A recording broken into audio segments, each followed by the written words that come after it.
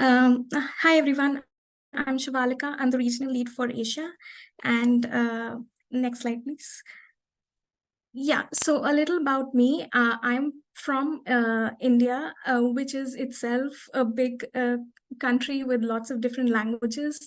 So I was no stranger to having multiple different languages and getting to experience different cultures as part of the AYA project.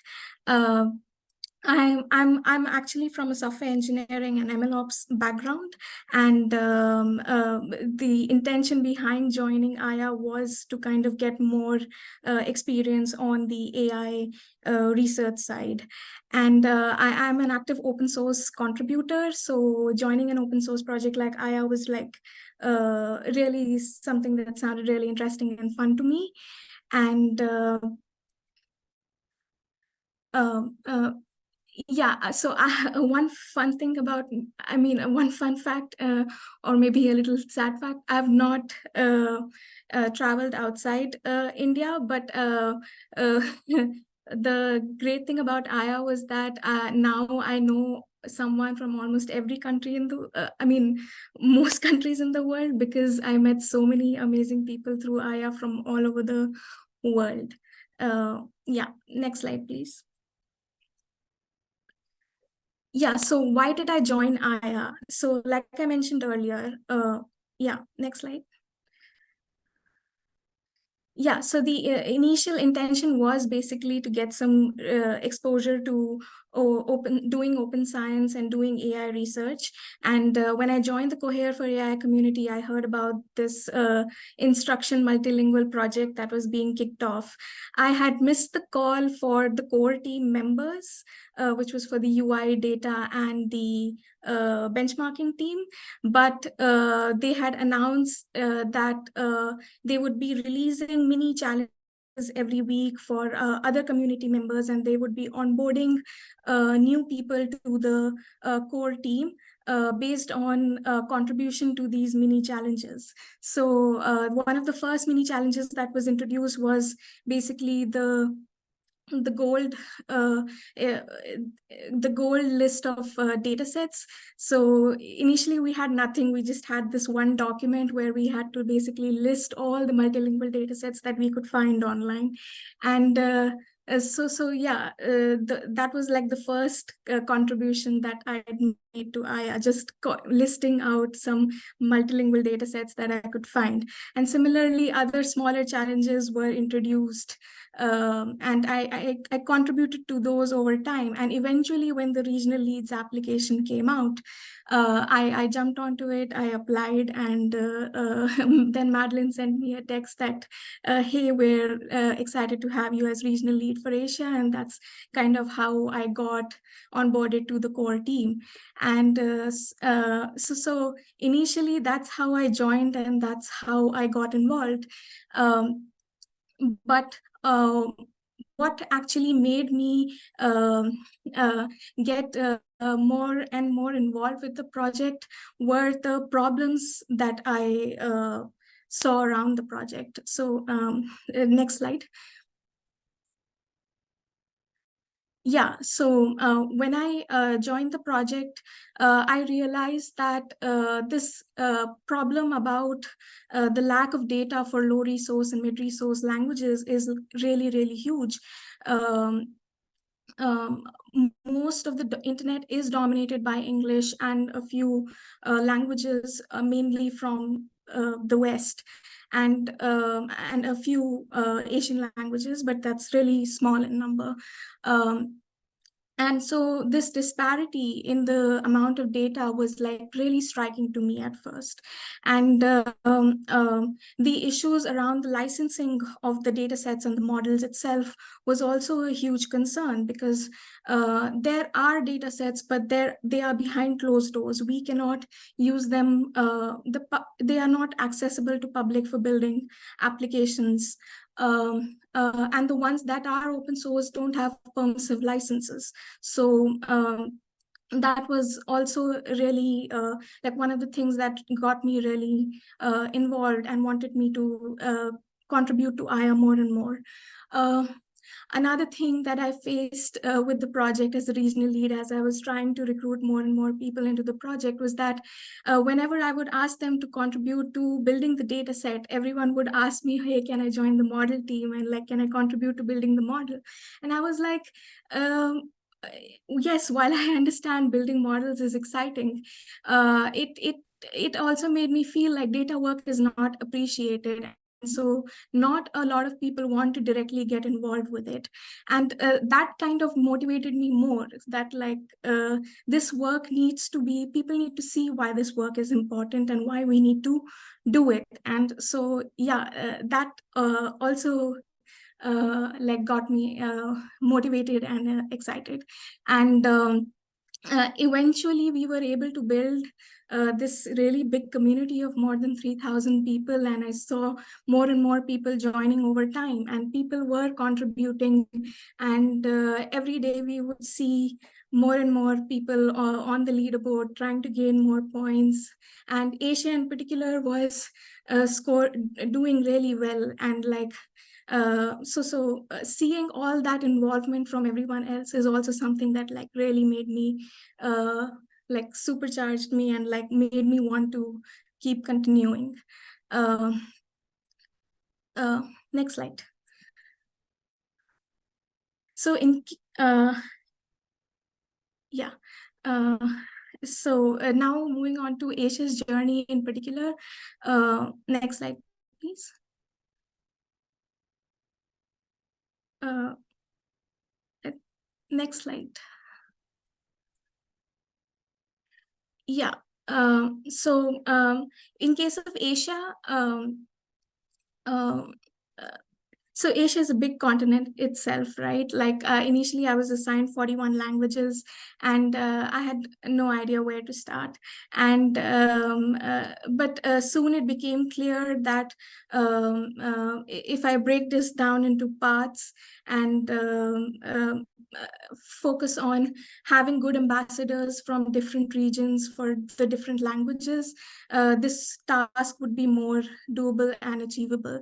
And so that's how we decided on recruiting good language ambassadors for each language. And so in case of Asia, one of the main regions is Eastern Asia, and here we had around next slide, please.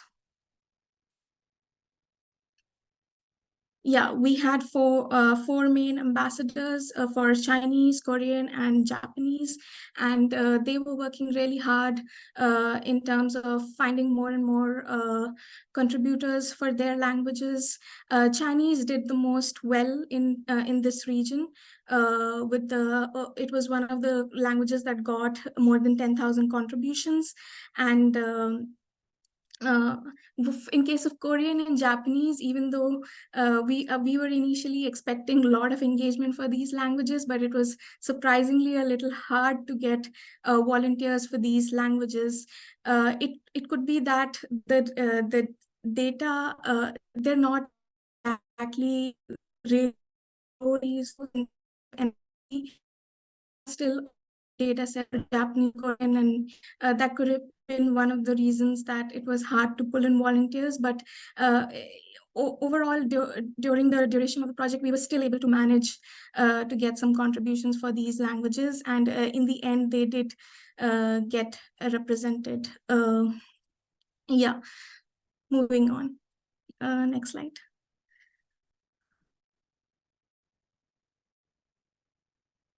Next slide, please. Yeah, in terms of Southeast Asia, this was a really nice group of ambassadors. Next slide, please. Yeah, we had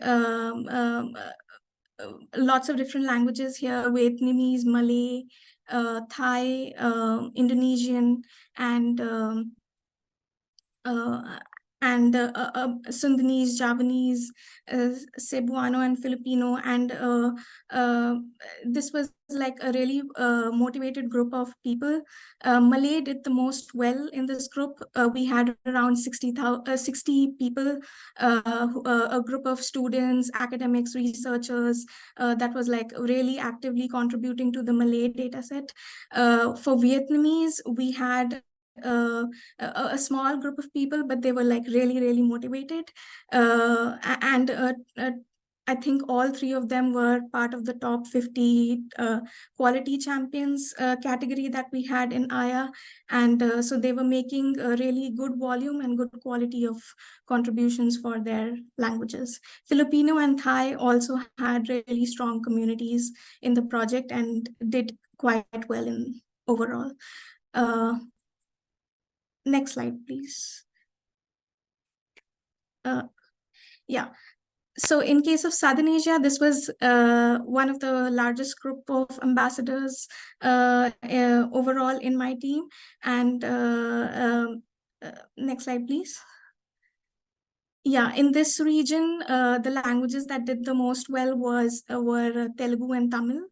They had one of the highest, I think both were in top 3 in terms of overall contributions across all regions.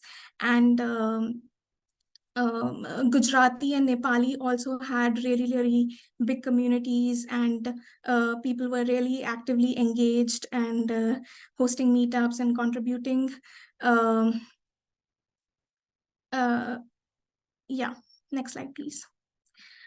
In Western and Central Asia, we had Arabic and next slide. Yeah, Arabic and Kyrgyz as the most engaged communities, and also the languages with the most contributions. And Turkish was the second overall. Armenian could not see contributions because there was it was affected by war. We did not see a lot of contributions for Armenian, but all the other languages in this region did really quite well. These. Next slide. Yeah. Yeah, so like I mentioned, Kyrgyz was the second highest community, which was really beautiful to see, because initially we did not have Kyrgyz contributors, and then towards the second half of the project, a huge community of 200 volunteers around kind of joined the project, and they skyrocketed the contributions, and Kyrgyz was like the second highest language overall in terms of contributions, which was really nice to see. Next slide, please.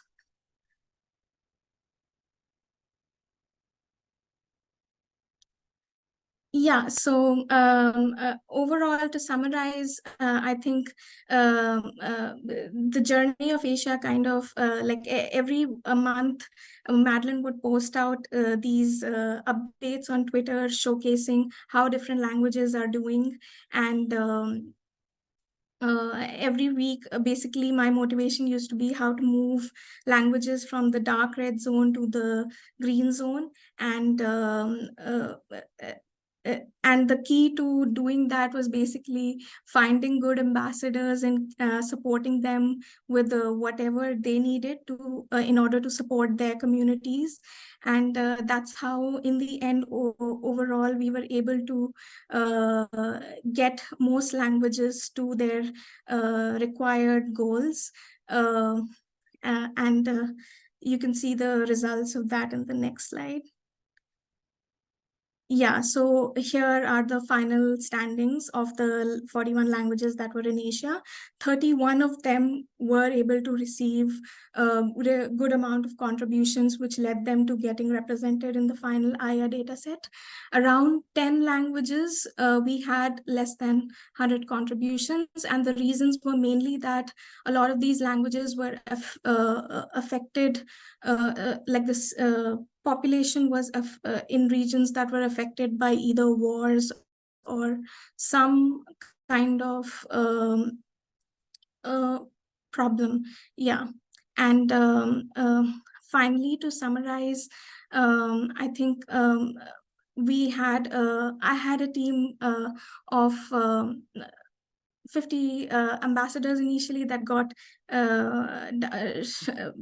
shortened to 35 ambassadors, and together we were able to get really strong contributions for Asia. In both the task rate, model performance, and contributor language, Asia had the highest number of contributions overall, and even overall standings throughout the project, we were able to maintain the #1 spot.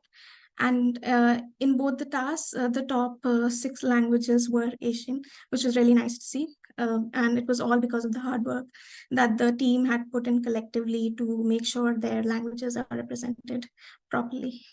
Yes. So that's it from my end.